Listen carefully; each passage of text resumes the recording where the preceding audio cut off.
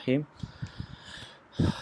آپ اگر ادھر آ جائے تو کتاب تنازع القواعد المثال الواحد هذا المبحث من المباحث المهمة جدا في الترجیح. کہتے ہیں کہ یہ مبحث ترجیح کے باب میں مہم مباحث میں سے ہے. اذ لا يكفي فقط العلم بالقاعدة الترجیحیہ، صرف ترجیحی کے قاعدے کے بارے میں معرفت حاصل کرنا کافی نہیں ہے، بل لابد من العلم بعدم منازعة غيرها لها في ترجیح احد الاقوال في تفسیر الآیہ.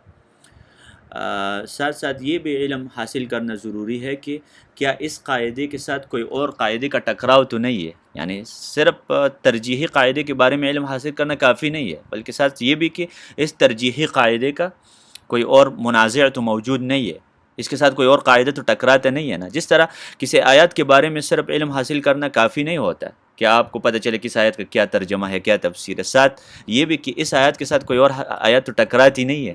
اسی طرح قواعد ترجیحیہ میں بھی ہے.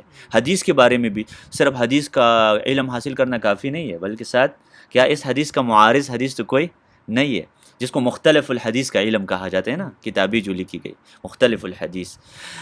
وقبل الشروع في المقصد لابد من تحریر مسئلة اجتماع اکثر من فی المثال واحد.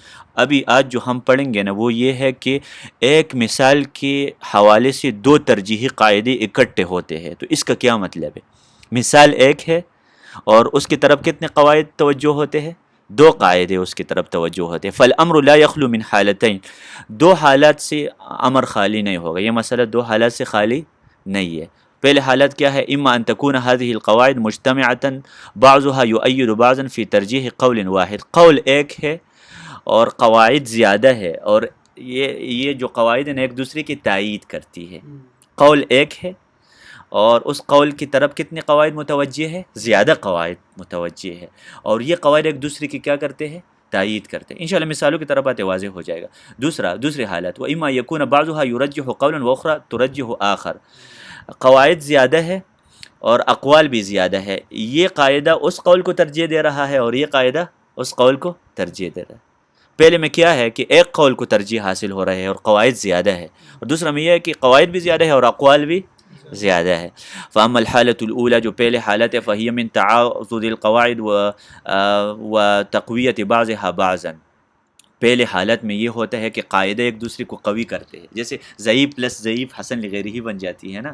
اسی طرح قواعد ایک دوسرے فہی تزید الترجیح قوۃ الی قوہ، یہ ترجیح میں مزید اضافہ کرتے ہیں. جب دو قاعدے ایک قول کو ترجیح دے دیں، ایک قول کسی مثلا ابن عباس کا کوئی قول ہے کسی آیات کے بارے میں، اور دو قاعدے اس قول کو ترجیح دے دیں، یہ کتنا اچھا ہوتا ہے.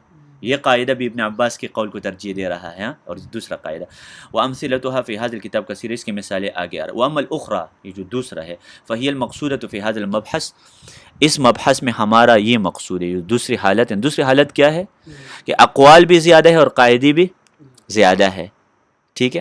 وہی التي سيجري الكلام عليها في خطوط عامة تنسج ترتيبها عند تنازعها دون تفصيل وإتناب، لا سيما في الأمثلة لأنها سوف تأتي في مواضع في ثناء الكتاب. وتعارض وجوه الترجيح قد تكلم عليه الأصوليون وقرروا ضابطا عاما في تقديم بعضها وهو تقديم ما قوي فيه الظن. کہتے ہیں کہ ترجیح کی وجوہ کے بارے میں اصول فقہ کے علماء نے بات کی ہے. یعنی ترجیح کیسے دینا ہے، وجوہ الترجیح. جب دو دلائل میں ٹکراؤ آ جائے نا تو آپ نے ترجیح کیسے دینا ہے. ہاں جی، کیسے ترجیح دینا ہے، وجوہ الترجیح کو دیکھنا چاہیے. مثال کے طور پر رفع الیدین کے بارے میں حدیث میں تعارض ہے نا. عبداللہ ابن عمر کی حدیث میں ہے کہ پیغمبر رکوع سے پہلے رفع الیدین کرتے تھے. ابن مسعود کی حدیث میں ہے کہ نہیں کرتے تھے. ابن عمر کی حدیث بخاری میں ہے اور ابن مسعود کی حدیث ترمذی میں ہے. تو ہم کیا کہیں گے؟ بخاری کو ترجیح. یہ وجوہ ترجیح میں سے یہ ہے کہ بخاری کو فوقیت حاصل ہے ترمذی کے اوپر. ٹھیک ہے جی. وجوہ ترجیح یہی ہے نا کہ کیسے ترجیح آپ نے دینا ہے. تو اس میں قوت کو دیکھنا ہے کہ کون سی کتاب قوی ہے اور کون سے. اس لیے شاہ ولی اللہ نے حجت اللہ البالغہ میں طبقات کتب الحدیث چوتھا باب قائم کیا ہے. مبحث سابع میں طبقات کتب الحدیث کے ہر کا ایک مرتبہ ہوتا ہے ہر کتاب کا. جب ٹکراؤ آ جائے تو پتہ چلتا ہے نا. حسن لغیرہ اور حسن لذاتہ جب ٹکراؤ آ جائے کس کو ترجیح دیں گے آپ؟ ہاں، لذاتہ ہی کو ترجیح دیں گے. ٹھیک ہے جی، یہی کہہ رہا ہے. ٹھیک ہے. ما قوی فیہ الظن اس کو کہا جاتا ہے. قال زرکشی کہتے ہیں وعلم ان التراجیح کثیرہ ومناتها ما كان افادته للظن اکثر فهو الارجح. ترجیح کی حالت میں آپ جو دلیل قوی ہو نا اس کو آپ فوقیت دیں گے. وقد تتعارض هذه المرجحات، کبھی مرجحات بھی ٹکراتی ہے ایک دوسرے کے ساتھ. کما فی کثرت الروات وقوت العدالہ، روات کی کثرت کو دیکھیں گے، جہاں پر راوی زیادہ ہے ٹھیک ہے جی، اور جہاں پر حافظ زیادہ ہے تو اس کو فیعتمد المجتہد فی ذلک ما غلب علی ظنہ، مجتہد کس پر اعتماد کرتے ہیں؟ جو اس کی ظن کے اوپر غالب آتے. قال الشنقیطی والمرجحات یرجح بعضها علی بعض، مرجحات جو ہے نا مرجحات اس کو بھی ترجیح دی جاتی ہے، ایک مرجح کا دوسرے کے اوپر ترجیح دی جاتی ہے. مثلا یہ بھی مرجح ہے نا کہ بخاری میں جو حدیث ہے وہ ابو داؤد کی حدیث سے زیادہ قوی ہے، یہ ایک مرجح ہے جی. وضابط ذلك عند الاصولین هو قوت الظن، اس کا ضابطہ کیا ہے؟ قوت الظن، یعنی جہاں پر آپ کا گمان قوی آ جائے نا اس کو آپ ترجیح دے دیں جی. وہ مجتہد کا اذا تقرر هذا فاول القواعد التي تتصف بهذا الوصف هي القواعد التي ترجح التفسير الاثري وعن به تفسير القرآن بالقرآن. ابھی قواعد ترجیحیہ تو بہت سارے ہیں نا، کچھ کا تعلق تفسیر بالرأی سے ہے، کچھ کا تعلق تفسیر معصور سے ہے. کہتے ہیں سب سے پہلے ہم تفسیر بالمعصور کے بارے میں بات کرتے ہیں، یعنی وہ قواعد ترجیحیہ جو تفسیر بالمعصور. اچھا تفسیر بالمعصور کتنے اقسام ہیں؟ تفسیر القرآن بالقرآن، تفسیر قرآن بالحدیث، تفسیر القرآن باقوال الصحابہ، اور تفسیر القرآن باللغہ. تفسیر القرآن باللغہ یہ تفسیر بالمعصور میں آتا ہے یا تفسیر بالرائے میں آتا ہے؟ معصور میں آتے ہیں ٹھیک ہے. تو کہتے ہیں ہم اس کے بارے میں بات کرتے ہیں. فَهِيَ مُقَدَّمَةٌ عِنْدَ عَلَى كُلِّ قَاعِدَةٍ تُرَجِّحُ تَفْسِيرًا اجتہاديًا. سب سے پہلے کہتے ہیں کہ تفسیر بالمعصور اور تفسیر بالرائے میں جب ٹکراو آ جائے کس کو ترجیح ہے؟ تفسیر بالمعصور کو ترجیح ہے، کیونکہ اثر یہ رائے کے اوپر مقدم ہے. لأن اللہ تعالی اعلم بما نزل ورسولہ مکلف ببیان ما نزل، کیونکہ تفسیر بالمعصور پیغمبر کی طرف سے ہوتا ہے. والتفسیر الاثری اذا صح لا يعارض بتفسیر الرأی والاجتہاد. تفسیر معصور جب صحیح ثابت ہو نا، اچھا اس سے پتہ چلتا ہے کہ تفسیر بالمعصور کی دو قسمیں ہیں، ضعیف اور صحیح. تو اس لیے سیوطی کی جو کتاب ہے تفسیر بالمعصور کے بارے میں، کس کی کتابیں زیادہ اہم ہے؟ ابن کثیر کی کتاب ہے ہاں جی، تفسیر ابن کثیر، یہ تفسیر بالمعصور کے باب میں ہے. اور تفسیر بالقرآن، قرآن بالقرآن کے بارے میں کس کی تفسیر زیادہ مہم ہے؟ شنقیطی کی.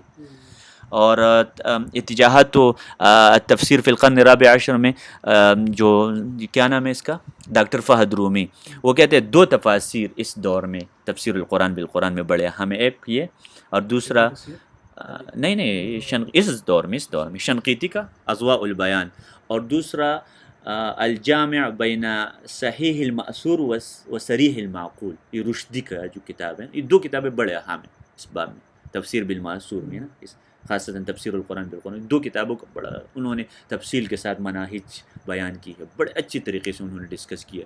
شنقیطی کا جو منہج ہے نا وہ اسی کتاب میں ہے، اتجاہات تفسیر بالقرن الرابع. بہرحال تو یہ ہے تفسیر بالقرآن بالقرآن. لیکن متقدمین میں اگر آپ دیکھیں نا تو در المنصور سیوطی کی کتاب ہے، اور سیوطی آپ کو پتہ ہے حاطب اللیل ہے، رات کو لکڑی جمع کرتا تھا تو کبھی شام کو بھی پکڑتا تھا کہ لکڑی ہے، یعنی ضعیف احادیث اور موضوع احادیث. اس لیے نا اس لیے مدینہ یونیورسٹی میں ایک عالم گزرے ڈاکٹر حکمت بشیر ہے نا، انہوں نے کتاب لکھی ہے جتنے بھی تفسیر بالمعصور کی جو کتابیں ہیں نا تفسیر بالمعصور کی، اس میں سے صرف صحیح احادیث کو جمع کر کے اس کتاب میں ذکر کی ہے.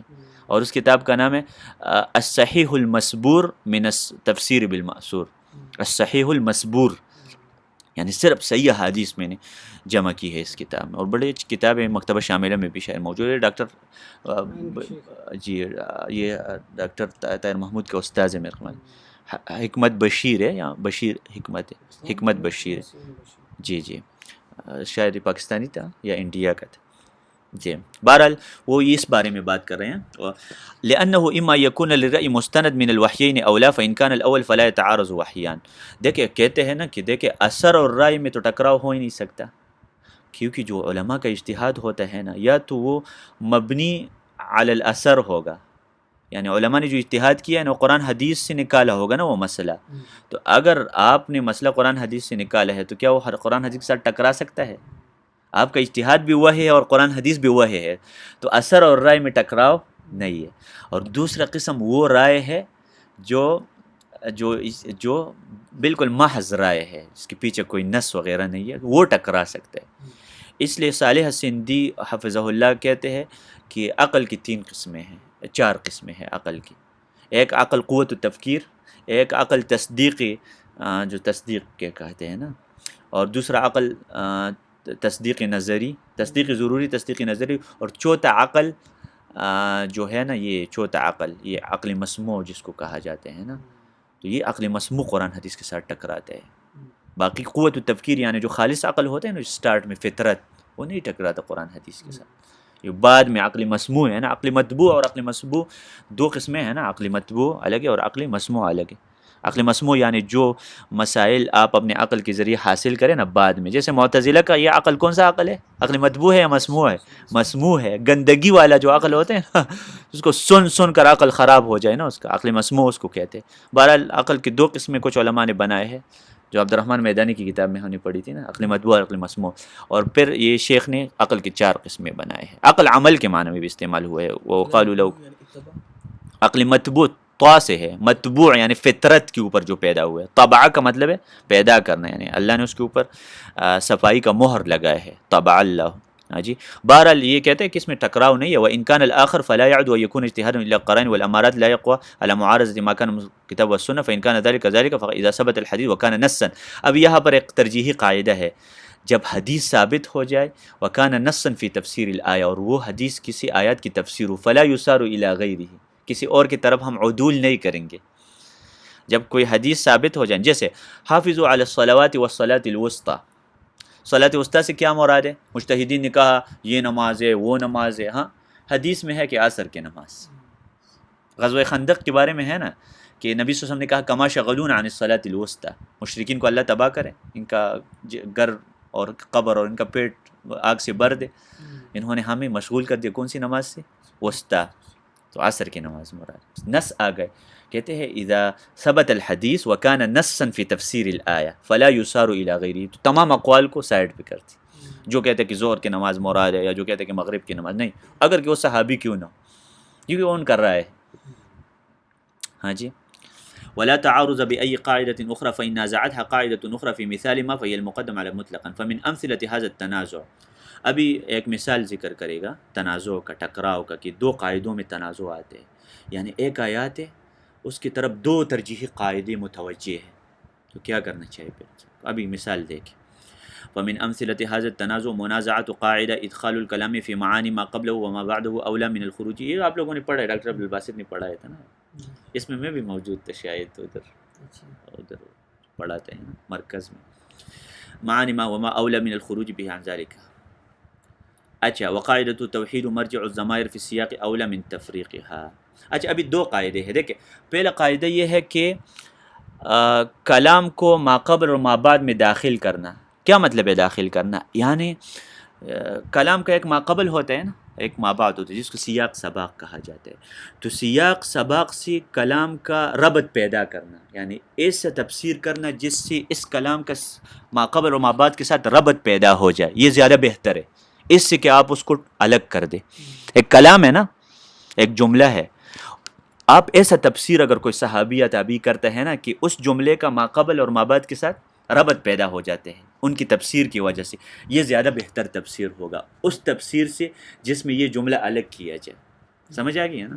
ایک جملہ ہے، قرآن مجید کی ایک آیات ہے، مثلا آیات کا ایک ٹکڑا ہے، اگر کوئی مفسر آتا ہے اس کا ایسے تفسیر کرتا ہے جس سے وہ جملہ ما قبل و ما بعد کے ساتھ میچ ہوتا ہے، تو ان کا تفسیر زیادہ بہتر ہے اس سے جو ایسا تفسیر کرتا ہے کہ وہ جملہ کیا ہو جاتا ہے الگ الگ. انشاءاللہ اس مثال آ رہا ہے. اب اتنا یہ ایک قاعدہ ہو گیا. دوسرا قاعدہ شیخ یہ کہہ رہا ہے کہ ضمیر کا مرجع تو آپ جانتے ہیں نا، ضمیر کہاں لوٹتے ہیں؟ مرجع کا جو مرجع الضمیر ہوتا ہے اس کا موحد ہونا مفرق ہونے سے زیادہ بہتر ہے. یعنی کئی ضمائر آ گئے ہیں نا، اگر آپ اس کو مرجع ایک ہو، یہ زیادہ بہتر ہے. ایک مفسر کہتا ہے اس کا مرجع ایک ہے، دوسرا مفسر آتا ہے وہ کہتے ہیں نہیں اس ضمیر کا وہ مرجع ہے اور اس ضمیر کا وہ الگ مرجع ہے. ٹھیک ہے جی، بات سمجھ آ رہی ہے نا؟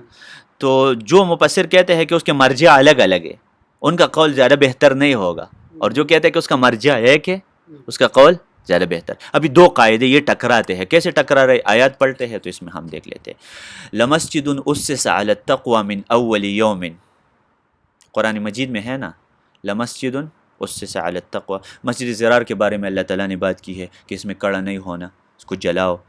لا تقم فیہ ابدا، اس میں کڑا نہیں ہونا.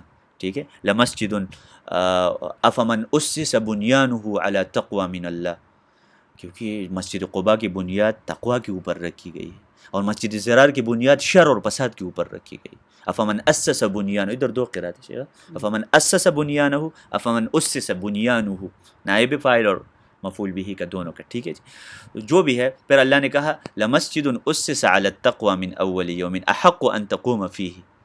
یہ مسجد قباء جو ہے اس ابتدائی دن سے تقوی کے اوپر اس کی بنیاد رکھی گئی ہے نا، یعنی خیر نیت اچھی تھی نا اس کو بنانے میں. ہاں جی، نیت اچھی تھی نا، مسلمانوں کا معاشرہ بنانا مقصد ہے اس میں، من اول یوم. ابھی دیکھیں ما قبل اور ما بعد کیا کہہ رہے ہیں کہ لمسجد، اس مسجد سے کیا مراد ہے؟ قباء، ٹھیک ہے. ما قبل آیات میں اگر دیکھیں سورۃ توبہ میں، ما بعد دیکھیں تو کیا نظر آ رہا ہے کہ جن مفسرین نے کہا ہے کہ ادھر لمسجد اسس علی التقوی سے مراد قباء والے مسجد ہے، ان کا قول سیاق سباق سے لگتا ہے. لیکن کچھ مفسرین کہتے ہیں نہیں بھائی، اس سے قباء مراد نہیں ہے. وَكَذَا الضَّمَائِرُ فِي الْآيَةِ غَيْرُ مَحَلٍ تَعُودُ إِلَى مَسْجِدِ قُبَاء. اسی طرح یہ جو ضمائر ہے لمسجد اسس علی التقوی، جی اسس میں جو ہوا ضمیر ہے وہ بھی قباء کی طرف لوٹ رہا ہے، ٹھیک ہے. والتفسیر، اچھا حدیث آئی ہے ابھی یہاں پر، حدیث کہتی ہے کہ اس سے مراد مسجد نبوی ہے. ابھی حدیث کا مان لے یا سیاق کا مان لے. دیکھیں قاعدہ تو ہم نے پڑھا نا، اذا صح ثبت الحدیث، جب حدیث ثابت ہو جائے، وکان نصا فی تفسیر الآیہ، اور وہ نص ہو کسی آیات کے بارے میں، تو لا یصار الی غیرہ، کسی اور کو نہ لے لے. ابھی دو قاعدے مزید آ گئے کہ مرجع ایک ہونا چاہے، تو جو مرجع والا قاعدہ ہے نا کہ مرجع ایک ہونا چاہے، وہ بھی یہاں پر فٹ ہو رہی ہے کہ مسجد قباء مراد لیا جائے. وہ قاعدہ بھی کہہ رہا ہے، مرجع والا قاعدہ بھی کہہ رہا ہے، مرجع الضمائر والا. اور ساتھ ساتھ وہ قاعدہ شیخ وہ جو ادخال الکلام فی معانی ما قبلہ و ما بعدہ، یہ قاعدہ بھی کہہ رہا ہے کہ مسجد قباء لینا چاہے. دو قاعدے کہہ رہے ہیں کہ مسجد قباء مراد ہے، اور پہلا والا قاعدہ کیا کہہ رہا ہے؟ اچھا مجھے بتائے، پہلا والا قاعدہ کا تفسیر اثری کے ساتھ تعلق ہے نا، اور جو باقی دو قاعدے ہیں اس کا کون سے تفسیر کے ساتھ تعلق ہے؟ رائے کے ساتھ. اس لیے قواعد ترجیحی کے دو قسمیں بنا دے، تفسیر اثری والا قاعدہ اور تفسیر. تو قواعد ترجیحیہ اس کے ساتھ بھی ریلیٹڈ ہوتے ہیں اور اس کے ساتھ بھی ریلیٹڈ ہوتے ہیں. تو جب اثری قواعد ترجیحیہ اور رائے قواعد ترجیحیہ میں اختلاف ہو جائے، کس کو مقدم کریں؟ یہ ایک ہوگی. تو اس لیے ہم اثری. وبہذا یظہر ترجیح قاعدۃ التفسیر النبوی علی ما سواها من القواعد. تو جب قواعد ترجیحیہ، اثری قواعد ترجیحیہ اور اس میں اختلاف آ جائے، رائے والا قواعد ترجیحیہ. شیخ ابتدا سے یہی بات کرنا چاہتے تھے، تو یہ آ گیا آپ کا، ٹھیک ہے. هذا اذا كان الحدیث، ہاں یہ بات یاد رکھے، جب حدیث صحیح ہو، یہ نہ کہ ضعیف حدیث اٹھاؤ اور ہاں جی حدیث صحیح ہو. اعنی الصحیح والحسن، چار قسموں میں سے کوئی ہو، صحیح لذاتہ، صحیح لغیرہ، حسن لذاتہ اور حسن لغیرہ. ایک نے عمران کو میسیج کیا تھا حسن لغورہ حدیث، ٹھیک ہے ہاں جی. اس دن میں نے شیخ عبدالباسط فہیم سے بھی کہا حسن لغیرہ، وہ پریشان ہو گیا، اس نے پہلے ہاں جی. اما اذا كان الحدیث ضعیفا فمواقف العلماء منه مختلفہ، جب حدیث ضعیف ہو علماء کے اختلاف ہے کہ عمل کرنا چاہیے یا نہیں کرنا. وخلاصۃ القول انه اذا لم يوجد مرجح غیره رجح به، تو خلاصۃ القول یہ ہے کہ اگر ضعیف حدیث ہو نا اور اس کے ساتھ کوئی قاعدہ نہیں ٹکرا رہا، پھر تو ٹھیک ہے ضعیف حدیث پر بھی عمل کر سکتے ہیں. لیکن اگر ضعیف حدیث کے ساتھ اور قواعد ٹکرا رہے، پھر اور قواعد کو ترجیح ہے. اگر ادھر یہ مسجد نبوی والی حدیث ضعیف ہوتی نا تو ہم یہ باقی قواعد پر عمل کرتے، مسجد قباء والے قواعد پر. اما اذا نازعته اوجه اخرى للترجیح فالذي يظهر والله اعلم تقدیم ما غلب على الظن من هذه الاوجه والقواعد. اگر حدیث ضعیف ہو تو پھر قواعد کو ترجیح. وسياتي مزید تفصیل للترجیح بالحدیث الضعیف في قاعده ثبت وكان نصا في تفسیر. ہم انشاءاللہ مزید اس کے بارے میں بات کریں گے کہ جب حدیث ضعیف ہو نا تو اس کے اوپر عمل کر سکتے ہیں نہیں کر سکتے، کب کریں گے. ومن تقدیم قواعد تفسیر ما قرره العز بن وسلم بقوله واولى الاقوال ما دل عليه في موضع. کہتے ہیں کہ تفسیر اثری کی جو قواعد ہے نا وہ فوقیت والے ہیں، ان کو فوقیت حاصل ہے. کہتے ہیں عز بن عبد السلام نے بھی یہ بات کی ہے یزید بن عبد السلام کو آپ جانتے ہیں. آپ کو پتہ ہے شاہ ولی اللہ نے حجت اللہ البالغہ کی سٹارٹ میں لکھا ہے کہ اسرار الشریعہ کے بارے میں پہلے دفعہ کتاب نہیں لکھ رہا. ٹھیک ہے، میں نے خواب دیکھا تھا، علی رضی اللہ عنہ حسن حسین کو خواب میں دیکھا کہ انہوں نے مجھے کہا کہ اسرار الشریعہ کے بارے میں کتاب لکھ کے اللہ نے مجھے کشف کیا تھوڑا سا. اسرار الشریعہ جانتے ہیں نا آپ، یعنی فقہ روح کے ساتھ پیش کرنا کہ اس کے پیچھے کیا حکمت ہے، اونٹ کے گوشت سے کیوں وضو ٹوٹ جاتا ہے وغیرہ، حکمتیں بیان کرنا شریعت کہ اس میں انہوں نے لکھا ہے کہ عز بن عبد السلام نے بھی اس کے اوپر کام کیا ہے. شریعت عز بن عبد السلام کا یہ دعویٰ بھی ہے کہ شریعت کے تمام احکام تعبدی نہیں ہے. ہم کہتے ہیں نا کچھ احکام تعبدی ہے، یعنی ہم کہتے ہیں نا مغرب کی نماز 3 رکعت ہے، اس کے پیچھے کوئی ریزن تلاش نہ کرے. ہاں جی، ہمیں نہیں پتہ کیوں 3 رکعت ہے. ٹھیک ہے، کچھ احکام کے پیچھے ریزنس ہے، جیسے قصر کیوں ہے؟ کیونکہ مشقت ہے. حکمت پتہ ہے ہمیں کہ کیوں 2 رکعت ہے، کیونکہ پیچھے مشقت میں پڑھتے ہیں نا انسان، المشقت تجلب. لیکن کچھ احکام ہم کہتے ہیں یا باقی علماء کہتے ہیں کہ وہ تعبدی ہے، یعنی اس میں ہم صرف اللہ کی بات مانیں گے، ریزن تلاش نہیں کریں گے، ہمیں پتہ ہو نہ پتہ، عقل نہیں چلائیں گے اس میں. جیسے عشاء کی نماز 2 رکعت ہونی چاہیے نا، عقل یہ کہتے ہیں، انسان تک جاتا ہے. اور فجر کی 4 ہونے چاہیے فرض. ٹھیک ہے، لیکن یہاں پر ہم کہتے ہیں یہ تعبدی حکم ہے. لیکن عز بن السلام کہتے ہیں نہیں بھائی، تعبدی کوئی حکم نہیں ہے، نہیں کوئی بھی حکم نہیں ہے. وہ کہتے ہیں یہ انہوں نے ثابت کیا، ان کی کتاب بھی آپ کو پتہ ہے، عز بن السلام کی کتاب ہے اس حوالے سے. جی، عز بن السلام کی کتاب ہے اس حوالے سے کہ یہ جو بھی احکام ہے. تو شیخ نے پھر 2 علماء کا تذکرہ کیا وہاں پر کہ ایک عز بن عبد السلام ہے اور دوسرا کون ہے؟ غزالی. آپ غزالی کو جانتے ہیں، امام غزالی کی کتاب ہے جواہر القرآن تفسیر کے حوالے سے، اس کتاب میں، اور ساتھ امام غزالی کی کتاب احیاء العلوم. احیاء العلوم میں وہ اسرار الشریعہ کے بارے میں بات کرتے ہیں. تو آپ کو پتہ ہے یہ غزالی نے بعد میں توبہ بھی کیا تھا کچھ مسائل سے. بہرحال کیا خیال ہے؟ ہاں، یہ تو مجتہد تھا اپنے زمانے کے عز بن السلام. تو انہوں نے یہ 2 علماء کا تذکرہ کیا نا، یہ جو ابھی آ گیا. یہ کس کتاب میں بات کی ہے انہوں نے؟ نیچے دیکھیں شیخ، الاشارۃ الی الایجاز ان کی کتاب ہے. ٹھیک ہے شیخ.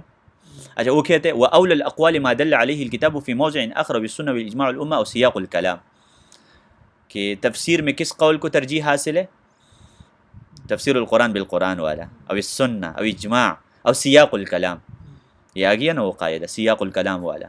سیاق الکلام والا ہم نے 2 قاعدے پڑھے آج. ایک مرجع الضمیر والا، یہ بھی سیاق والا قاعدہ ہے. اور دوسرا کون سا قاعدہ؟ ادخال الکلام فی معانی ما قبلہ وما بعدہ اولا. ٹھیک ہے. اچھا جی، پھر وہ آگے مزید قواعد ڈسکس کرے گا. جی، یہ مبحث تھوڑا طویل ہے. جی، اس پر لگتا نہیں آپ کو کہ پہلے تو ترجیح کی ضرورت پڑے تو پھر قواعد کی طرف جائیں گے، تو ضروری تو نہیں ہے کہ مخالف ہے دوسرے.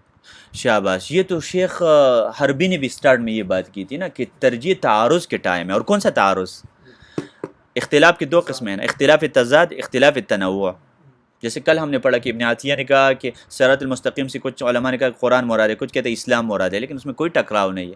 تعارض ترجیح تب ہے، ترجیح کا مطلب ہے آپ ایک قول کو مردود کرتے ہیں، مرجوح سمجھتے ہیں، اس کو سائڈ پہ کرے اور یہ قول صحیح ہے. تو ترجیح تو آپ تب دیتے ہیں جب جمع ممکن نہ ہو. تو یہ آپ نے بات ٹھیک کی. ابھی یہاں پر یہ بات آ رہی ہے نا کہ جو مسجد قباء والی بات ہے نا، کہ مسجد قباء والی بات ہے، حدیث میں ہے کہ کون سا مسجد مراد ہے؟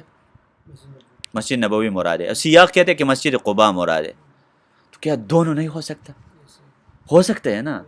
تو یہ میرے خیال میں یہ جو حربی صاحب ہے نا، یہ میں نے اور بھی محسوس کیا تھا، آپ کو بتایا بھی تھا. شیخ عبدالباسط فہیم بھی جب پڑھا رہا تھا تو مجھے یہ ذہن میں آ گیا تھا. یہ میں نے عمران کو بھی بتایا تھا کہ وہ کبھی ضروری نہیں کہ یہ جو بھی بات کرتے ہیں وہ آپ ان کے ساتھ تسلیم کرتے ہیں. خود انہوں نے تو سٹارٹ میں کہا نا کہ ترجیح تب دینا ہے جب تضاد موجود ہو. ادھر تضاد نہیں ہے. لمسجد اسس علی التقوی، اس مسجد سے مسجد نبوی بھی مراد ہو سکتا ہے اور مسجد قباء بھی مراد ہو سکتا ہے، اس میں کوئی ٹکراؤ نہیں ہے. تو اللہ یہ کہنا چاہتے ہیں کہ آپ مسجد نبوی میں کھڑا ہو جائے یا مسجد قباء میں کھڑا ہو، لیکن مسجد زرار میں نہیں ہے، کسی بھی میں پڑھے. اللہ اس الفاظ استعمال کرتے ہیں کہ دونوں مساجد کو شامل ہو جائے.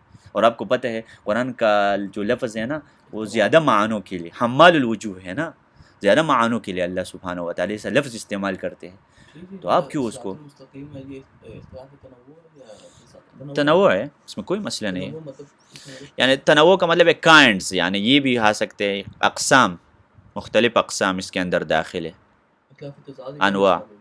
اختلاف تضاد کی بہت سارے مثالیں ہیں، یعنی اختلاف تضاد کی بہت سارے مثالیں، یعنی جتنی بھی بدعتی تفسیریں ہیں نا وہ اختلاف تضاد ہے نا. مثلا ید سے مراد نعمت لینا اختلاف تضاد ہے. جو علماء ہاتھ لیتے ہیں اور جو علماء، یہ تضاد ہے، تضاد ہے نا صفات میں، ٹکراؤ ہے اس میں. یعنی جو آپ قدرت کیوں مراد لیتے ہیں؟ کیونکہ آپ چاہتے ہیں کہ اللہ کا ہاتھ نہیں ہے اور ہم کہتے ہیں اللہ کا ہاتھ ہے. ہمارا اور آپ کا تعارض ہے، ٹکراؤ ہے ہمارا. اس میں تعارض میں ہم کا نام ترجیح دیں گے، ترجیح دیں گے. پھر ہم کہتے ہیں دیکھیں ہم ہاتھ، ید سے مراد ہاتھ کیوں لیتے ہیں؟ کیونکہ حقیقت مقدم ہے مجاز کے اوپر، یہ قاعدہ ہے ترجیحی.